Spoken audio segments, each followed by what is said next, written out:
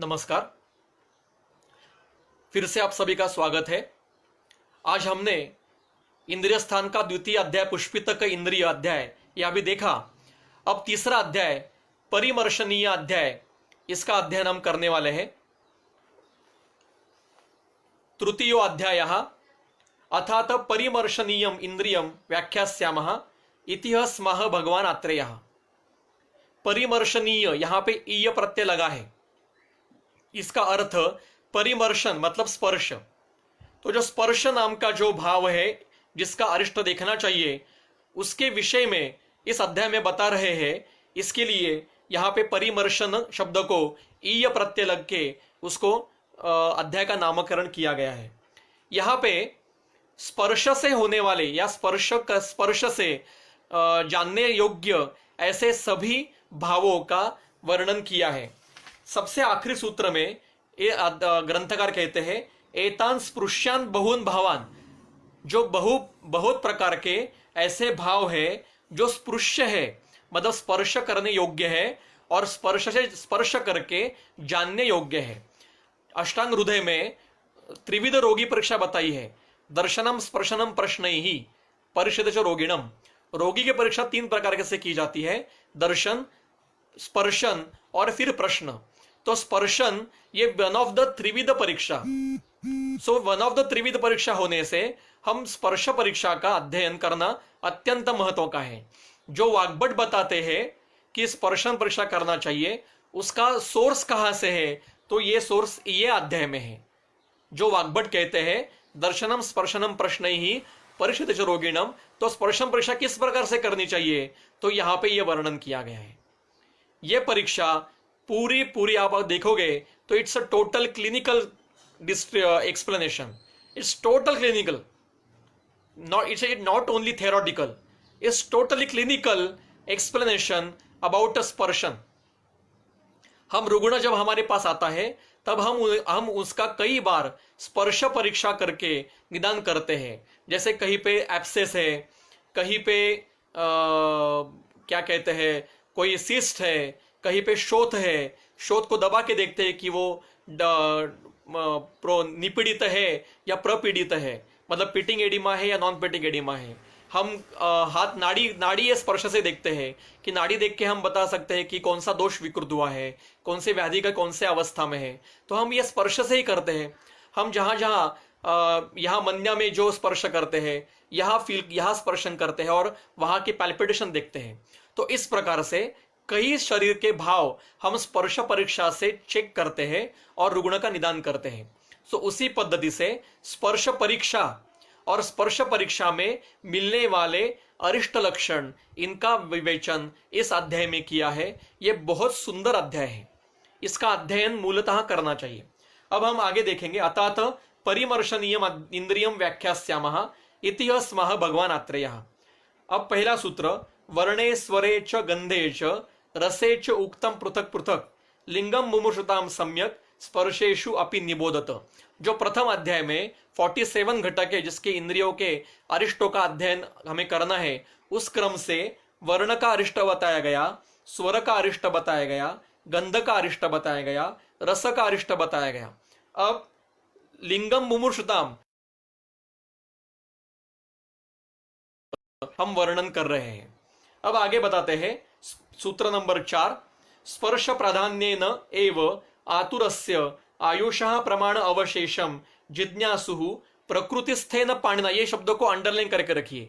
प्रकृतिस्थेन पाणिना शरीरम अस्य केवलम स्पृशेत, मतलब वैद्य ने, भिषक ने क्या करना चाहिए कि स्पर्श प्राधान्येन, कई भाव ऐसे हैं कि जिसका स्पर्श से हम परीक्षण कर सकते हैं। ऐसे आतुरस्य, ऐसे आतुर में जो भाव है उनका आयुषः प्रमाण अवशेषम, आयु कितने प्रमाण अभिशेष है ये जानने के लिए, जिज्ञासु ये जानने के लिए, प्रकृतिस्थेन पाणिना, मतलब जो परीक्षण करेगा उसके हाथ प्रकृतिस्थ होने चाहिए। मतलब ऐसा नहीं होना चाहिए कि वैद्य को पैरालिसिस हो गया है और या फिर उसको किसी कारण स्पर्श संवेदना नहीं है, हाथों में उसके ऊपर कुछ सोरियासिस है या कुष्ठ के कुछ विकार है, या रुग्ण के जो वैद्य के जो हाथ है उनको कुछ संवेदनाएं नहीं है, तो इस समय में ये इसका परीक्षण करके कुछ फायदा नहीं है। अगर वैद्य के हाथ प्रकृतिस्थ होंगे तो ही वो इस प्रकार से परीक्षण कर पाएगा। अगर वैद्य के हाथ प्रकृतिस्थ नहीं है तो क्या करेंगे, वो लिखा है परिमर्शेद व अन्य न, या अन्य किसी व्यक्ति से जिसके हाथ प्राकृत है उनसे परीक्षण कीजिए। यहाँ पे चक्रपाणी जी ने एक और इसका एक विचार बताया है कि गुरु दारादि, मतलब जो गुरु है हमारे, उनके पत्नी का अगर परीक्षण करना है तो हम उसे स्पर्श नहीं कर सकते। या कोई हमारे उच्च व्यक्ति है, गुरु है, और उनका परीक्षण करना है, मतलब ये पहले के जमाने की बात है कि गुरु पत्नी को, जो गुरु है उसके पत्नी को स्पर्श नहीं करना चाहिए। तो अगर उनका परीक्षण करना चाहिए तो ऐसे किसी उनके नजदीक व्यक्ति से उनको इस प्रकार से स्पर्श परीक्षा करवा लेनी चाहिए। तो एक तो आप रुग्ण को खुद परीक्षण कीजिए अपने प्रकृतिस्थ हाथों से, या अगर हमारे हाथ प्रकृतिस्थ नहीं है या व्यक्ति स्पर्श करने योग्य नहीं है तो दूसरे व्यक्ति से जिसका हाथ प्रकृतिस्थ है उनसे इस प्रकार के परीक्षण कीजिए। तो क्या क्या करना चाहिए? परिमृशता तु खलु आतुर शरीरम इमे भावः तत्र तत्र अवबोध्य भवन्ति। ये आगे वर्णन किए हुए भाव आतुर के शरीर में आप स्पर्शन के द्वारा जान सकते हैं। पहला है सततम स्पंदमानानाम शरीर देशानाम अस्पंदनम। कितना महत्व का भाव है ये। शरीर में जहां जहां स्पंदन प्राप्त होता है वहां वहां स्पंदन प्राप्त नहीं होना। मतलब नाड़ी जहां देखते हैं ना, यहां स्पंद प्राप्त होता है, यहां स्पंद प्राप्त होता है, पर यहां स्पंद प्राप्त नहीं होना। हमें यहां स्पंद प्राप्त होता है, यहां बीच में यहां होता है। मैं इस प्रकार से देखता हूं कि यहां नाड़ी देखनी है तो ये करते समय यहां भी स्पर्श कर सकते हैं। उसी प्रकार से यहां स्पंद प्राप्त होता है गले में जो ये जो यहाँ की धमनी है, यहां पे स्पर्श हो सकता है, यहां पे स्पर्श से स्पंदन प्राप्त होता है यहां। उसी प्रकार से शरीर में नाड़ी परीक्षा में वो नाड़ी के जो तंत्र है उनमें वर्णन किया है कि शरीर में 365 प्लेसेस है कि जहां पर हम स्पंदन प्राप्त कर सकते हैं। आप रुग्णों को जब सुपाइन पोजीशन में सुलाते हैं, उसको पैर पेट के नजदीक लेके उदर प्रश्न करते हैं, तो उदर प्रश्न करते समय जब हम नाभि के जगह पे हाथ जोर से दबाते हैं तो हाथों को नीचे पाल्पिटेशन लगता है। यह स्पंदमान भाव है। हृदय में स्पंदन प्राप्त होता है, हृदय के आजू बाजू में आप करोगे तो वहां पे स्पंदन प्राप्त होना चाहिए।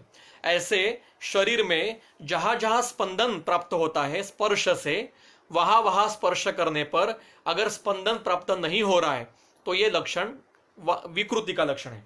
आगे है नित्य उष्मणाम शीति भावः।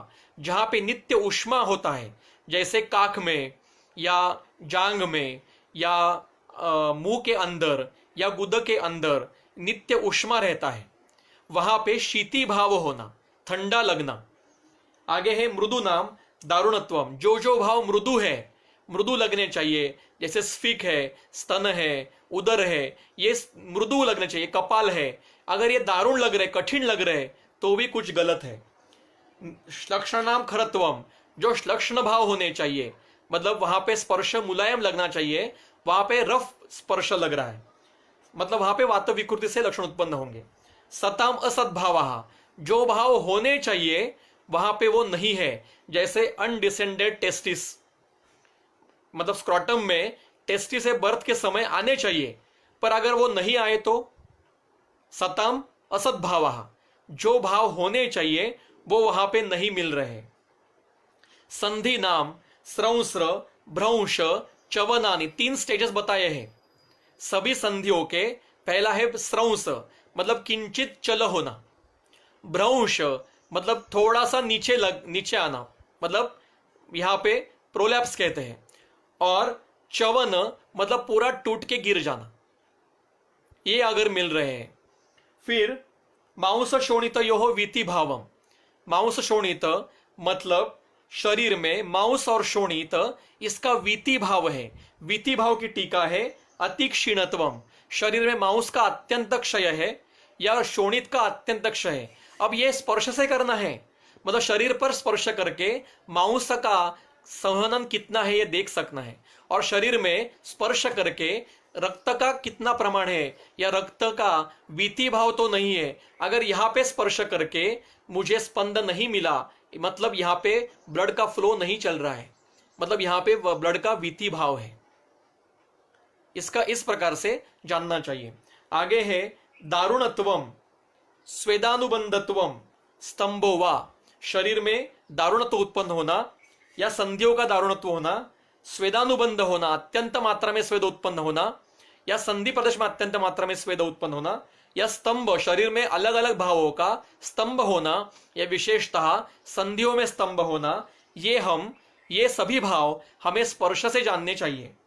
यच्च अन्यदपि किंचित ईदृशम स्पर्शानाम लक्षणम, यहाँ पे जो बताए इसी प्रकार से अन्य भी इस तरह के अन्य स्पर्श से जानने योग्य ऐसे लक्षण वृष विकृतम, ऐसे बड़ी मात्रा में दिखाई दे रहे हैं, और अनिमित्तम बिना किसी निमित्त के दिखाई दे रहे हैं, आतुर शरीर में बिना किसी निमित्त से दिखाई दे रहे हैं, तो उसको स्यात् इति लक्षणम स्पृश्यानाम भावानाम उक्तम समासेन, तो ये उसके अरिष्ट लक्षण है, ये समासतः वर्णन किए। अब आगे बताते हैं तद व्यासतः अनुव्याख्यास्यामः, अब इसका विस्तार से वर्णन कर रहे हैं। तस्य चेत परिमृश्यमानम पृथक्त्वेन पाद जंघा उरु स्फिग उदर पार्श्व पृष्ठे शिका पाणी ग्रीवा तालु ओष्ठ ललाटम स्विन्नम शीतम स्तब्धम दारुणम वीतमांस शोणितम वा स्यात्, मतलब अगर ऐसे किसी व्यक्ति में जो आतुर है उसमें परिमृश्यमानम स्पर्श करते हुए आपको ये समझा कि अलग अलग जगहों पे उनके नाम दिए हैं, मतलब पाद प्रदेश में, जंघा प्रदेश में, पाद किसको कहेंगे, जंघा किसको कहेंगे और उरु किसको कहेंगे। इसकी टीका गुरुद्रसी की व्याख्या जो कहा जहां की है उसकी टीका में नीचे है, मैं नहीं बताऊंगा, आप खुद जाके देखिए। गुरुद्रसी की जो व्याख्या की गई है उसकी नीचे टीका में पाद उरु और जंघा इनका वर्णन किया है। किसको कटी से लेके जानू तक ये उरु है, जानू से लेके नीचे पाद तक ये जंघा है, और कटी से लेके पैरों तक उसको पाद कहते हैं। तो पैरों में, जंघा में, उरु में, अलग अलग जगह पे, स्फिक प्रदेश में, उदर प्रदेश में, पार्श्व मतलब लैटरल प्रदेश, पार्श्व प्रदेश में, और पृष्ठेशिका मतलब पूरा स्पाइनल कॉर्ड जिसको सुषुम्ना कहते हैं, सुषुम्ना पूरा रीजन, पृष्ठ ईशिका जिसको पृष्ठवंश कहते हैं। टीका है पृष्ठेशिका की, पृष्ठेशिका की टीका है पृष्ठेशिका इति पृष्ठवंशः, स्पाइनल रीजन पूरा। पाणी मतलब हाथ, पूरे हाथ, ग्रीवा प्रदेश, तालु, ओष्ठ और ललाट, इन प्रदेशों में स्विन्नता है, मतलब स्वेद मात्र ज्यादा मात्रा में है। ये प्रायः स्वेद उत्पन्न होने की जगह नहीं है, पर वहां पे ज्यादा मात्रा में स्वेद है और वो अहेतुक है। दूसरा उल्टा शीतम, ये ठंडे पड़े हैं, स्पर्श करने पर पता चला कि ये भाव ठंडे पड़े, यहां पे उष्मत्व ज्यादा नहीं मिल रहा है। या स्तब्धम मतलब वहां पे स्तब्धता है, स्तंभ हो चुका है। दारुणम वो कठिन हो चुके हैं। और वीत मांस, वहां पे मांस और रक्त, ये वीत मतलब उसका क्षय हो चुका है। ऐसा अगर मिल रहा है, ऐसे आतुर में मिल रहा है और वो बिना किसी कारण से मिल रहा है, तो वो परासु अयम पुरुषः न चिरात कालम मरिष्यति इति विद्यात्, ये व्यक्ति परासु मतलब अब ये मृत्यु मुखी होने वाला है, और जल्दी ही, न चिरात मतलब जल्दी ही इसकी मृत्यु होने वाली है। आगे का लक्षण है तस्य चेत, ऐसा और वर्णन किया है, परिमृश्यमानानि पृथक्त्वेन गुल्फ जानु वंशण गुद वृषण मेढ्र नाभि अंश स्तन मणिक परशुका हनु नासिका कर्ण अक्षी भ्रू शंख आदिनी। इन सभी प्रदेश में ये सभी पर कौन कौन है, गुल्फ, जानु, वंशण, गुद, वृषण, मेढ्र, नाभि, अंश, स्तन, मणिक मतलब मणिबंध, टीका है नीचे में, मणिकमिति मणिबंधः, परशुका, हनु, नासिका, कर्ण, अक्षी, भ्रू, शंख आदि जो भाव है वो स्त्रस्त है। स्त्रस्त मतलब उसमें प्रोलैप्स हो चुका है, मतलब वो अपने जगह से हिल चुके हैं। व्यस्तानी मतलब टेढ़े मेढ़े हो चुके हैं, च्युतानी मतलब अपने जगह से पूरे निकल के गिर चुके हैं, स्थानेभ्या स्कन्नानी, स्कन्न का अर्थ है पूरे जम चुके हैं या पूरा रिजिड हो चुके हैं या उनका पूरा स्तंभ हो चुका है, ऐसा अगर स्पर्श से मिल रहा है तो परासु अयम पुरुषः अचिरात कालम मनुष्यते इति विज्ञात, तो ये व्यक्ति परासु है और जल्दी ही उसकी मृत्यु होने वाली है। अब जैसे स्पर्श से अनेक विध प्रकार के भाव हम देखते हैं, वैसे ही स्पर्श से अस्य उश्वास, मन्या, दंत, पक्ष्म, चक्षु, केश, लोम, उदर, नख, अंगुली आलक्षयेत, इनका भी परीक्षण इसी प्रकार से करना है। तस्य चेत उच्छ्वासः अति दीर्घो अति रस्वो वा, यह स्पर्श छाती के ऊपर हाथ रख के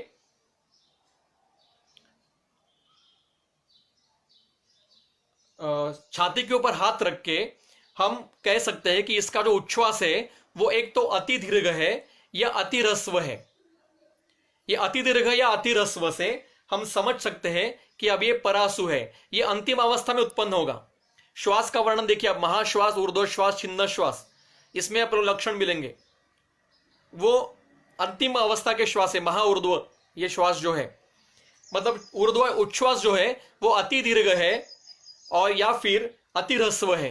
ये अगर मृत्यु के समय उत्पन्न हो रहा है या मृत्यु के नजदीक उत्पन्न हो रहा है तो परासु इति विद्या, अब ये मरने वाला है, समझिए। तस्य चेत मन्ये परिमृश्यमाने न स्पंदेयाताम परासु इति विद्यात, मन्या प्रदेश में आपने हाथ लगाया और वहां पे स्पंद नहीं मिला तो ये व्यक्ति परासु मतलब मृत्यु मुखी होने वाली है। आगे है तस्य चेत दंतः परिकीर्णः श्वेता जात शर्करा स्युः परासु इति विद्यात, उस अवस्था में उसके दंत प्रश्न करने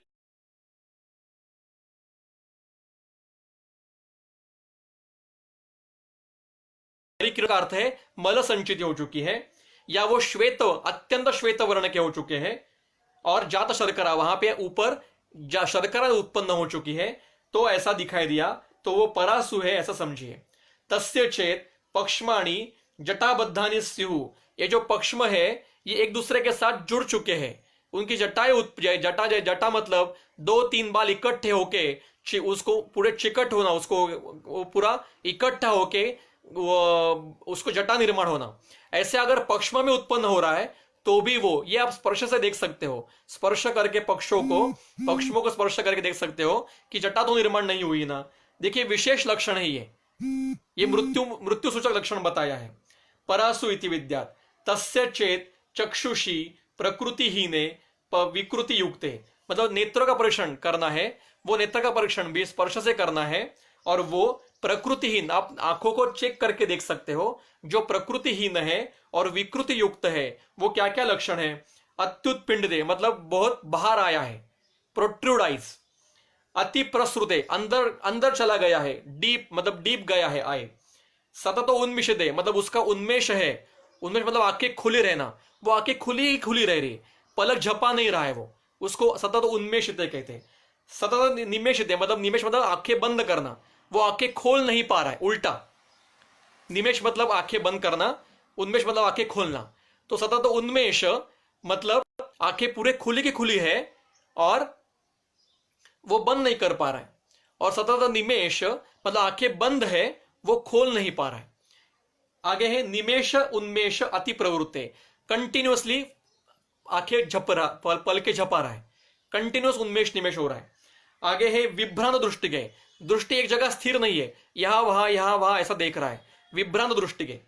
आगे है विपरीत दृष्टि के, मतलब जो दिखाई दे रहा है उसका उसको ज्ञान नहीं हो रहा है, मतलब मोबाइल दिख रहा है तो उसको वो किताब समझ रहा है, मतलब उसको चीजें समझ में नहीं आ रही है। हीन दृष्टि के, दूर का दिखाई नहीं दे रहा है। व्यस्त दृष्टि के मतलब 2-3 वस्तुएं एक साथ मिलकर दिखाई दे रहा है, अलग अलग वस्तु देखनी चाहिए तो वो उसको एक साथ, ये सभी रिफ्रैक्टिव एरर में आता है, मिश्र उसकी आ रही है। नकुलांधे, नकुलांध का अर्थ है दिन में सभी चीजें सफेद दिखाई देना, इसको नकुलांध कहते हैं। और कपोतांध, कपोतांध मतलब दिन में सभी चीजें काली दिखाई देना, इसको कपोतांध कहते हैं। अलात वर्ण, अलात मतलब कोयला, जो जला हुआ लाल लाल रंग का कोयला होता है उस प्रकार से आंखों के सामने दिखा, उसको सभी वस्तुएं लाल रंग की दिख रही है। या फिर कृष्ण पीत नील शाव ताम्र हरित हारिद्र शुक्ल वैकारिकाणाम वर्णानाम अन्यतमेन अतिप्लुते वा स्याताम, या फिर इस प्रकार से उसके आंखों के वर्ण इस प्रकार के हो रहे, तदा परासु इति विद्यात्, तो ये व्यक्ति अब मरने वाला है, या आतुर मरने वाला है, ऐसा समझ सकते हैं। अथ अस्य केशलोमानि आयच्छेत तस्य चेत केशलोमानि आयम्यमानानि प्रलुंचेरन् न चेत वेदयेयुः न चेत वेदयेयुः तम परासु इति विद्यात्। तो मैडम देखिए, छाबरा मैडम बहुत बता रही है कि I have seen this features in a patient of optic nerve tumour, मतलब इस प्रकार के लक्षण मिलते हैं। अब आगे का लक्षण विशेष है कि ऐसे जो आतुर व्यक्ति है, मरणोन्मुख है, उसके आप बाल नोचो या शरीर के जो रोम है उसको खींचो जोर से, जो ये टूटते हैं, शरीर से निकल आते हैं, फिर भी उसको वेदना नहीं होती है। आपने कितने भी बाल उसके नोच लिए, निकाल लिए, फिर भी उसको किसी भी प्रकार की वेदना नहीं होती है। तो ऐसा व्यक्ति परासुहु मतलब मरने वाला है। तस्य चेत उदरे सिराहा प्रकाशेरन शाव ताम्र नील हरिद्र शुक्ल वा स्युः परासु इति विद्यात्। अगर उसके उदर में सिरा मिल रही है और शाव ताम्र नील हरिद्र शुक्ल वर्ण की सिरा मिल रही है, और वो बिना किसी कारण की मिल रही है, क्योंकि ऐसी सिराएं उदर व्याधि में उत्पन्न होती है, उदर वृद्धि में होती है, पर बिना उदर वृद्धि के अचानक से सिराएं दिखाई देने लगी, तो वो परासु है, ऐसे जानिए। तस्य चेत नखः वीतमांस शोणिता पक्व जाम्बव वर्णा स्युः परासुः इति विद्यात्। अगर उसके नख वीत मांस शोणित है, मतलब नखों के आजू बाजू में मांस बिल्कुल नहीं है, और नख का जो वर्ण आरक्त वर्ण होना चाहिए, नख दबाने पर जो एक प्रकार के लाल रंग का या गुलाबी वर्ण का वर्ण वहां पे आना चाहिए, ऐसा नहीं हो रहा है। और नख कैसे हो गए हैं? नख जैसे हो रहे कि पक्व जाम्बुव, मतलब पके हुए जामुन की तरह उसका वर्ण, मतलब डार्क ब्लू ऐसा वर्ण उनका हो रहा है, डार्क ब्लू या डार्क ब्लैकिश ब्लू ऐसा वर्ण अगर नखों का हो रहा है, तो समझिए कि परासु इति विद्यात्, वो परासु है। अथ अस्य अंगुली ही आयच्छेद, उसकी उंगलियां खींचिए जोर से, और इतना करने पर भी तस्य चेत अंगुल्यः आयम्यमाना न स्फुटेयुः, अगर वहां पे अंगुली जोर से खींचने पर भी आवाज नहीं आई, जब हम उंगलियां खींचते तो ऐसी आवाज आती है ना, उसको हम अंगुली मोड़ना ऐसा कहते हैं, जो एक तड़ तड़ कड़ ऐसी आवाज आती है, वो नहीं आई, तो समझिए कि ये परासु। सभी वर्णन ये आतुर के अंतिम अवस्था का वर्णन है, उसके अवस्था में चेक करना है। ये सभी स्पर्शगम्य भाव है।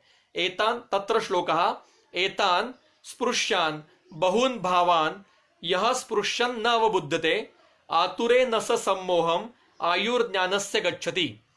ये जो सारे इतने स्पृश्य भाव बताए हैं, जिसमें आपको स्पर्श से उसका ज्ञान नहीं हो रहा है, तो जो ये जानता है आतुरे स न सम्मोहम, जो ये स्पर्शगम्य भाव कैसे चेक करने जानता है, और जिसको इसके अरिष्ट भी पता रहते हैं, तो ऐसा व्यक्ति आतुर के परीक्षण में कभी भी मोहग्रस्त को मोह को प्राप्त नहीं होता है। इति अग्निवेश कृत तंत्रे चरक परिसंस्कृते इंद्रिय स्थाने परिमर्शनीयम इंद्रियम नाम तृतीयो अध्याय। अब एक सवाल आया है कि चक्षु का प्रत्यक्ष जो है उसका अधिकरण स्पर्श में क्यों कहा है?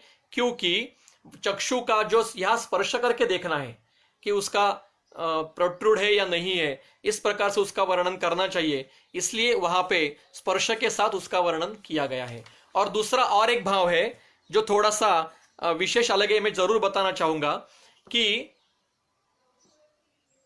ऐसा वर्णन शारीर स्थान में प्रथम अध्याय में है कि हम आंखों से